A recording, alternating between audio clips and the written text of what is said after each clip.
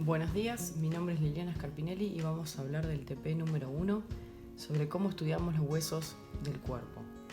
A los huesos del cuerpo los podemos estudiar por su ubicación dentro del mismo o por sus características morfológicas o lo que sería la anatomía descriptiva del hueso. Respecto a la ubicación, podemos hablar de diferentes regiones: los huesos de la cabeza y de la cara, los huesos que componen el tórax, los huesos que componen la columna vertebral, los huesos que componen los miembros, ya sean superior e inferior. Cabe destacar que el tórax está formado por las costillas, por la columna torácica y por el esternón, que encierra hacia adelante la caja torácica. El miembro superior se encuentra articulado con el tórax por medio de la cintura escapular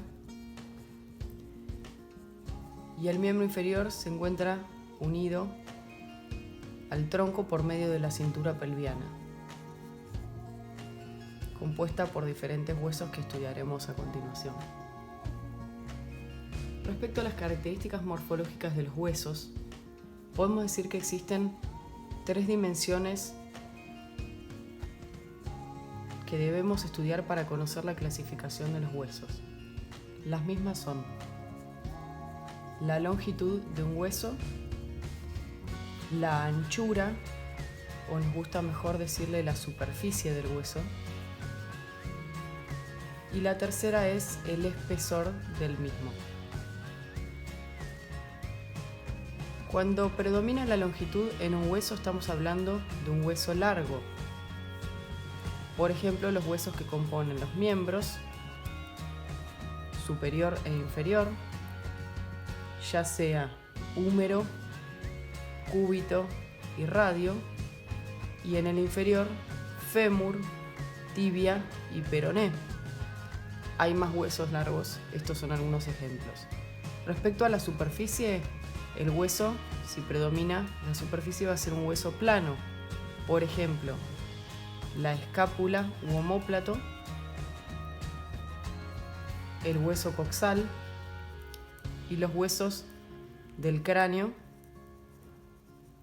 como por ejemplo parietales y hueso occipital, entre otros.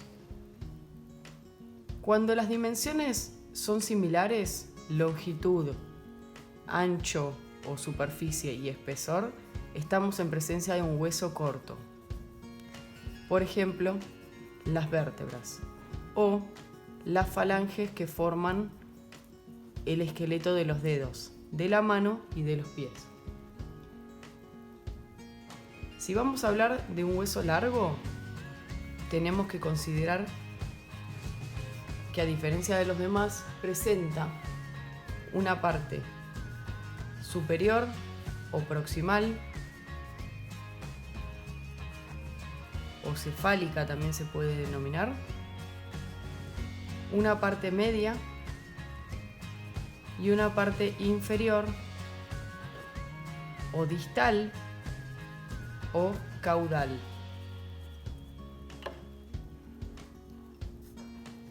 A los dos extremos los vamos a denominar epífisis. A la parte media, que se denomina cuerpo, la vamos a llamar diáfisis. Y la parte intermedia entre las epífisis y la diáfisis la vamos a llamar metáfisis, porque se encuentra en el medio. Generalmente la metáfisis abarca el cartílago de crecimiento de los huesos largos hasta que el hueso no crece más, luego desaparece.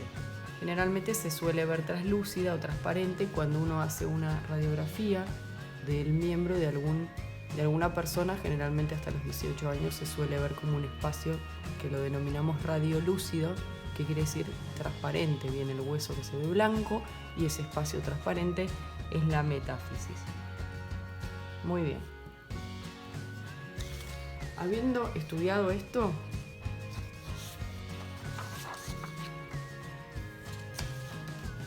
vamos a hacer una agrupación de los huesos largos. Según su morfología, vamos a decir que existen huesos largos que tienen su cuerpo con forma de triángulo y existen huesos largos que tienen su cuerpo con forma de cilindro. ¿Sí?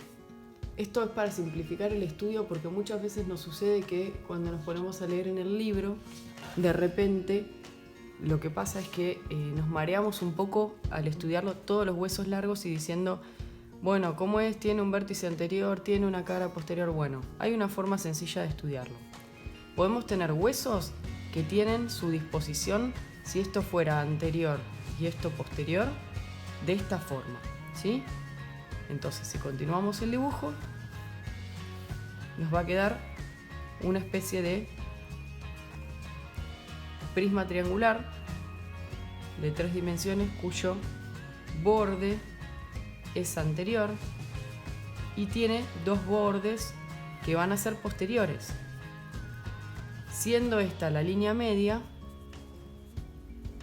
va a quedar un borde postero-medial, porque mira hacia la línea media, o postero-interno, y un borde postero-lateral, llamamos lateral a todo lo que sea externo, ¿sí? Entonces ya nos queda ubicado los 3 bordes del hueso y por supuesto va a presentar 2 caras, que ¿cómo van a ser? Van a ser 2 caras anteriores. ¿Y cómo van a ser? Igual que los bordes, cara anterior medial y esta va a ser una cara lateral, anterior o anterolateral, ¿sí? Y nos queda por último una cara que va a ser posterior. Bien. Ahora, para simplificarlo aún más, podemos decir que existen 3 huesos largos en el cuerpo que tienen esta disposición, que van a ser el húmero, la tibia, vamos a escribirlo todo, húmero, la tibia y el peroné. Por otro lado, si dibujamos el hueso en el sentido inverso, nos va a quedar con esta disposición, con su vértice siendo este triángulo hacia posterior. Esto sigue siendo posterior, esto sigue siendo medial o interno y esto sigue siendo externo o lateral. Entonces va a quedar de esta manera un borde posterior y 2 bordes anteriores, que ¿cómo van a ser? Antero-externo o antero-lateral y un borde antero-interno o antero-medial. Y las caras quedan contrarias, una cara anterior y 2 caras posteriores. ¿Cómo van a ser? Postero-externa, postero-lateral y postero-interna o postero-medial.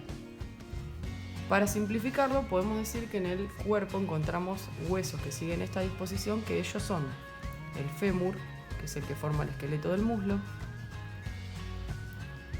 los metacarpianos, que van a ser los huesos que forman el esqueleto de la mano, de la palma de la mano, los metatarsianos, que van a ser los que van a formar el esqueleto del pie, el radio y el cúbito, que son los 2 huesos que van a formar el esqueleto del antebrazo. Respecto a los huesos que siguen esta disposición, con su cuerpo cilíndrico, bueno, tenemos uno solo, que es la clavícula. La clavícula forma el esqueleto de la cintura escapular que une el miembro superior con el tórax y presenta esta disposición. Va a tener un borde anterior, un borde posterior y una cara superior y una cara inferior. Por supuesto, como todo hueso largo, va a presentar 2 extremidades, una extremidad interna o medial y una extremidad externa o lateral.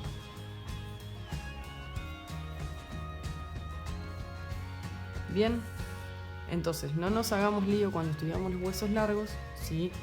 Con esta disposición podemos determinar cada uno cuando se nos pide la descripción del mismo, diciendo cuáles tienen forma triangular, cuáles tienen forma cilíndrica, y dentro de la forma triangular agruparlos de esta manera para entender que los que presentan su borde anterior son el húmero, la tibia del peroné, y su borde posterior fémur, metacarpianos, radio y cúbito.